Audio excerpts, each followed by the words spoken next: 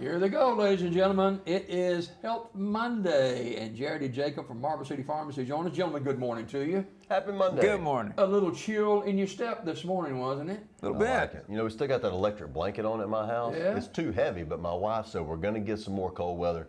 As usual, she was right. Hey, okay. Anemia. Anemia. Yeah. What Yes. is that? I'll go ahead. You can go first. Yeah, I'll go first. Why not? All right. Your body makes 3 types of blood cells.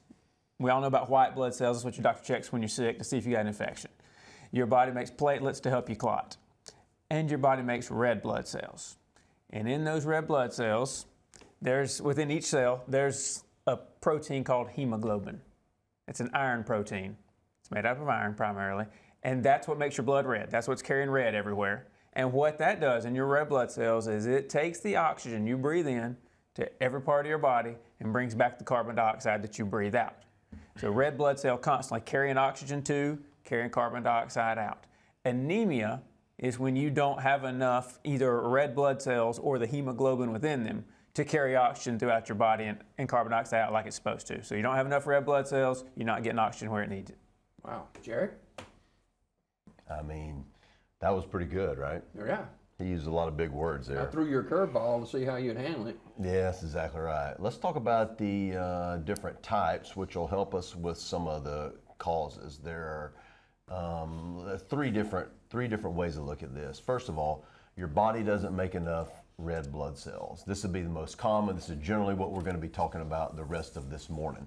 But if your body doesn't make enough iron, if your body doesn't make enough vitamin B12, if your body doesn't make enough folate, those are the most common types. Sometimes your body doesn't make enough red blood, so you got to have those things to make red blood cells, iron, B12, and folate, all right? If you don't have enough of those, your body has trouble.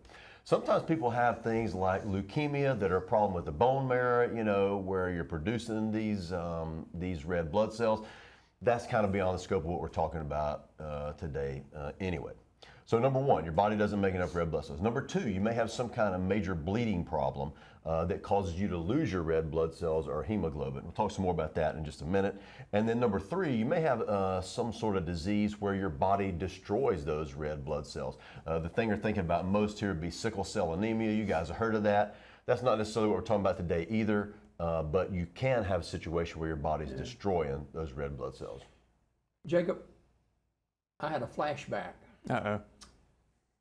When I was a little guy playing baseball, All right. You were they little? placed me in right field every time.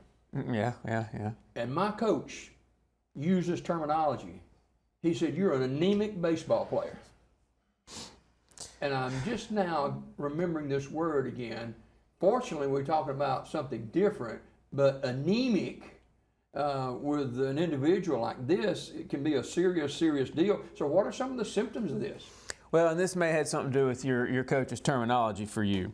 Anemia, I'm sure it was. some of the symptoms of anemia that you're going to see: tired, weak. Are you feeling like a baseball player? Okay. Yeah. Tired, weak, short of breath, lightheaded, dizzy. You can even have chest pains with it, cold hands, cold feet, headaches, irregular heartbeats. You get real pale and yellow skinned. All these things. Now, I didn't just name a single thing that is specific to anemia. And that's why the symptoms of anemia, I just listed probably 10 things. But not one of those things is like, oh, that's 100% anemia. Well, I'm tired right now. Doesn't mean I'm anemic. I'm weak all the time. Doesn't mean I'm anemic. So they're all what we call general symptoms. Yeah. They're very generalized. And so the only way to know you actually have anemia when you feel all of these things is with a blood test. You go to your doctor, they'll check all these things and they'll tell you, well, you're low on this, and or this, but not this. And so you'll know if you have anemia, what type you have. All those things come from a blood test, not just from the fact that people come in all the time. We'll see them in the vitamin section in the store. Hey, what can I help you find? I'm just feeling low, need something for it. And that person may or may not be anemic, I don't know. Sure. But just because you're feeling that way doesn't necessarily mean you are actually anemic. Jared, who is this likely to affect? Well, I must put this in 4 categories. There are more, but let's just say the most likely people to get anemia. First, number one, this is far and away the number one cause. People whose diet is low in these types of vitamins that we've talked about. So if you're not getting enough iron, B12, and folate, you may think of that as folic acid. That's just the human form of folate, right? The human-made form. That's what you see in the vitamins, right?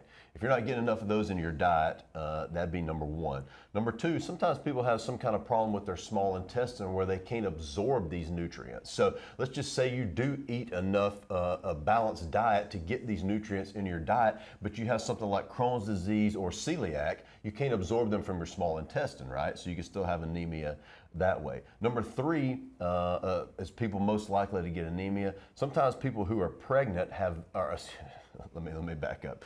Sometimes females have very heavy menstrual periods, okay?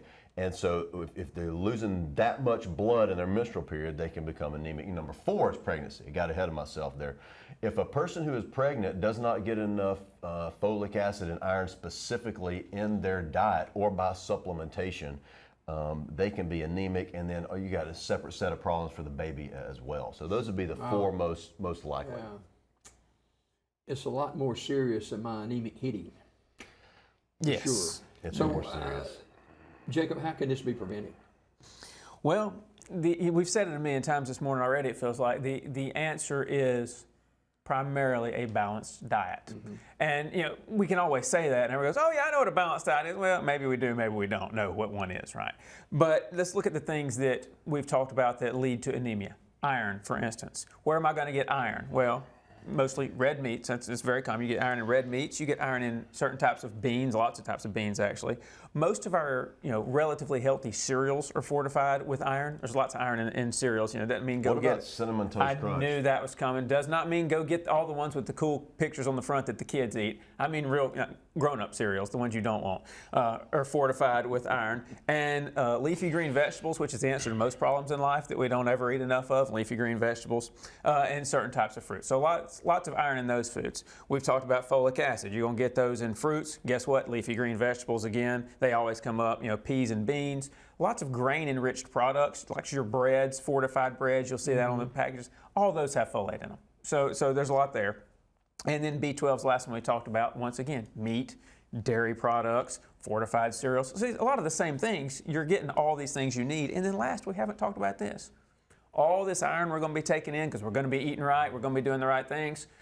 Your body needs vitamin C to absorb iron properly. So, where do we get vitamin C from? Everybody knows that. Orange juice, citruses. That's the primary sources of vitamin C, although you can get them in a lot of other vegetables, broccoli, things like that.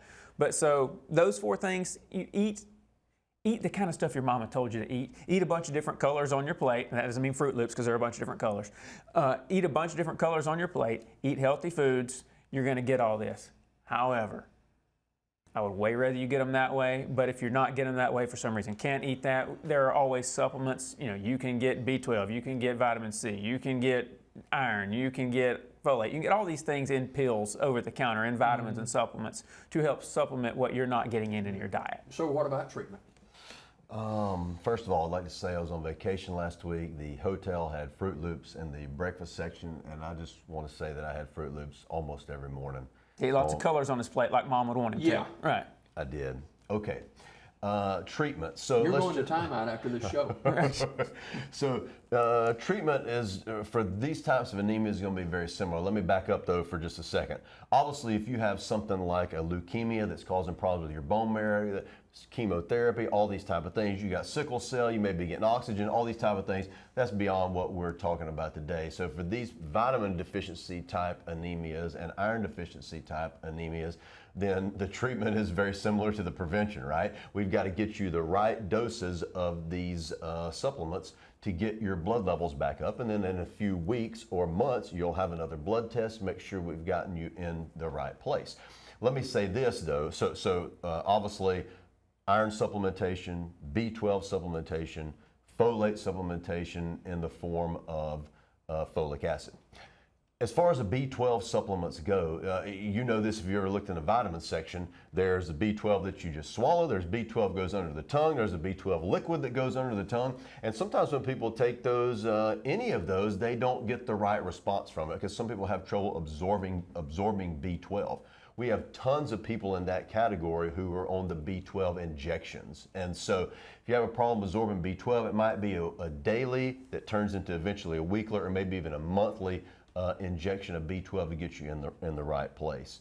There are different types of iron supplements, right? Some people have trouble with their stomach on the basic cheap types of iron. There are more extended release products that you take once a day that basically sit in your stomach for longer, release over time, make it easier on your stomach to digest and not have any trouble with. So all those things, I guess this is fortunate, almost all those things are available without a prescription.